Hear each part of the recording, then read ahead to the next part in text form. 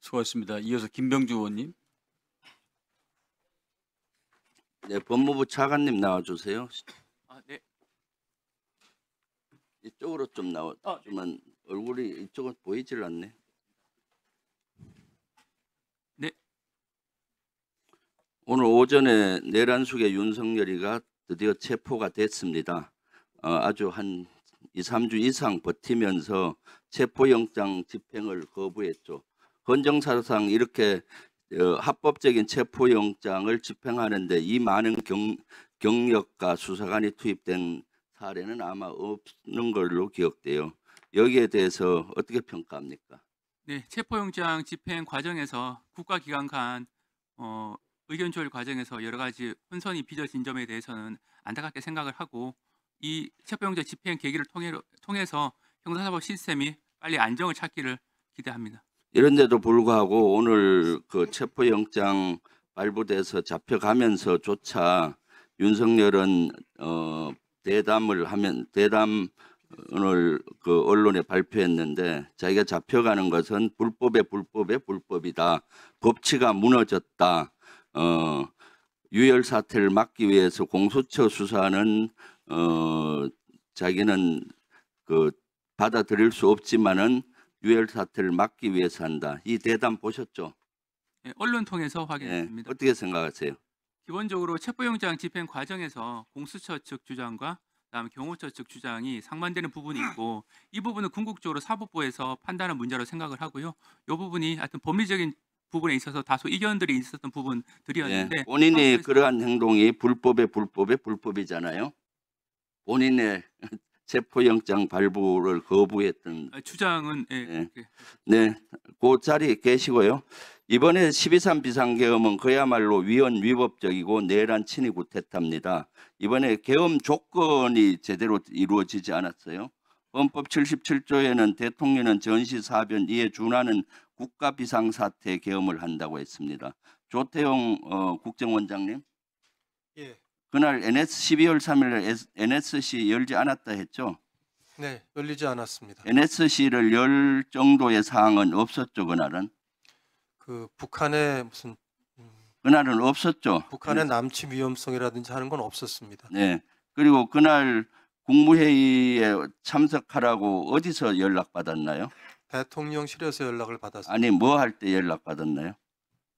무슨 말씀인지 잘 모르겠어요. 저녁에 퇴근했고 난 다음에 연락받았나요?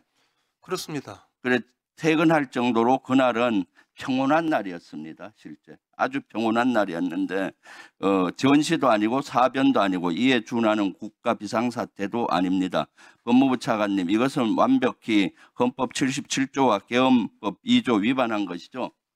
이 부분은 곧 법원 그리고 이제 헌법재판소에서 판단할 부분이고, 기본적으로 이 부분에 대해서는 앞으로 약간 법리적인 부분에서 여러 가지 주장이 있을 걸로 압니다만, 일반적인 사항은 아니라는 정도까지만 말씀드리겠습니다. 일반적으로 상식으로 여기 항목은 맞지가 않는 거죠. 삼척동자 초등학생한테 물어도 알 수 있는 건데 뭘 법리적입니까? 계엄 절차도 위반을 했습니다. 두 번째 슬라이드 보세요. 계엄 절차는 헌법에도 있고 법에도 보면은 국방부 장관이나 행안부 장관이 건의하는데 이건 맞고, 국무회의 심의를 거쳐서 대통령이 발령해야 되는데 심의 제대로 하지 못했습니다. 국무총리님, 이거 세모 정도 되면 되겠죠?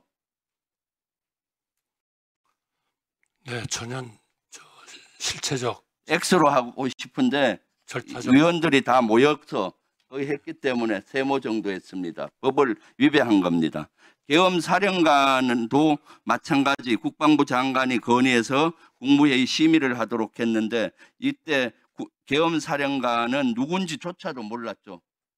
국무총리님. 네, 그렇습니다. 여기에 대한 논의가 있었습니까? 돈이 없었습니다. 법무부 장관님, 네, 이때 계엄 사령관이 누군지 알았습니까? 구체적인 것보다는 포고문 하는 게 한 장 있었던 것 같은데. 아니, 묻는 답이나 하세요. 계엄 사령관 누군지 몰랐죠. 포고문에 적혀. 그래서 계엄 사령관을 이때는 전혀 논의가 되지 않았어요. 그리고 나서 대통령이 선포했고, 선포하면은 바로 계엄 사실을 국회에 통고하도록 돼 있는데 국무총리 통고하지 않았습니다. 인정하시죠? 네, 그 통고에 보통 관보 게재 뭐 해왔다고 생각하는데 그런 건 없었습니다. 네.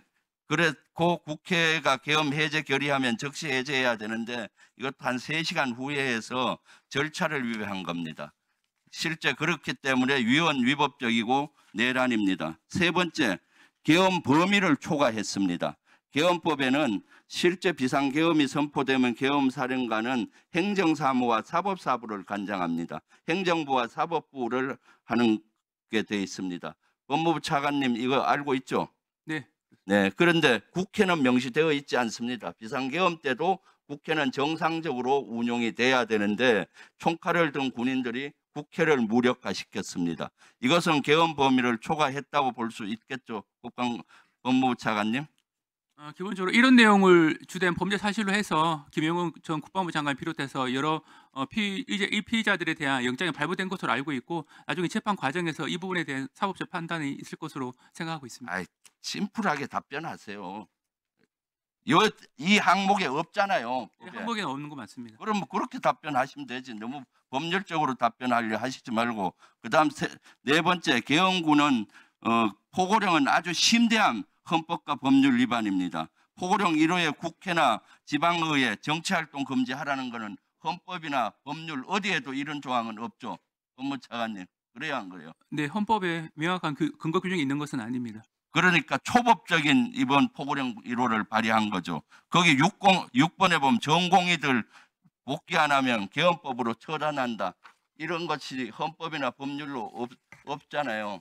이러한 네 가지만 봐도 윤석열은 명백히 헌법을 위반하고 법률을 위반했을 뿐만 아니라 내란입니다. 국가의 위헌일 뿐만 아니라 실제 국가기관을 무능화시켰기 때문에 내란이고 친위 쿠데타가 명확합니다. 그럼에도 불구하고 오늘 윤석열 변호인이 포고령은 옛날에 대통령이 국회 해산권이 있을 40-50년 전에 거를 잘못 뺏겼었다라고 얘기합니다. 그런 발언을 했는지 여부는 제가 확인을 못했습니다만, 네네. 뭐 그분에 대한 평가를 제가 뭐 하는 거는 뭐 적절하지 않은 것으로 보입니다. 네. 진짜 코미디언 아니요? 국제사회가 웃을 일이잖아요. 40-50년 전에 헌법에 했던 포고령도 뺏겨서 잘못했다. 변호인이 하는 답변이 이게 맞나요? 세상에 이런 코미디가 어디 있습니까? 윤석열로 인해서 국격이 훼손되고 민주주의가 파괴되고 모든 것이 떨어지고 있어요. 그런데 본인이 마치 자기 체포영장 발의하는 것을 불법이라고 하고 이것은 헌법재판소에서도 명백히 우리 보통의 사람 누구나 판단해도 파면이고 위헌이고 위법이고 그렇습니다. 네, 수고하셨습니다. 스픽스는 말하는 언론입니다. 대세는 유튜브, 그중에서 스픽스. 좋아요, 댓글, 구독, 알림 설정. 여러분이 저희를 사랑해 주시고 우리가 여러분을 사랑하는 4가지 방법입니다.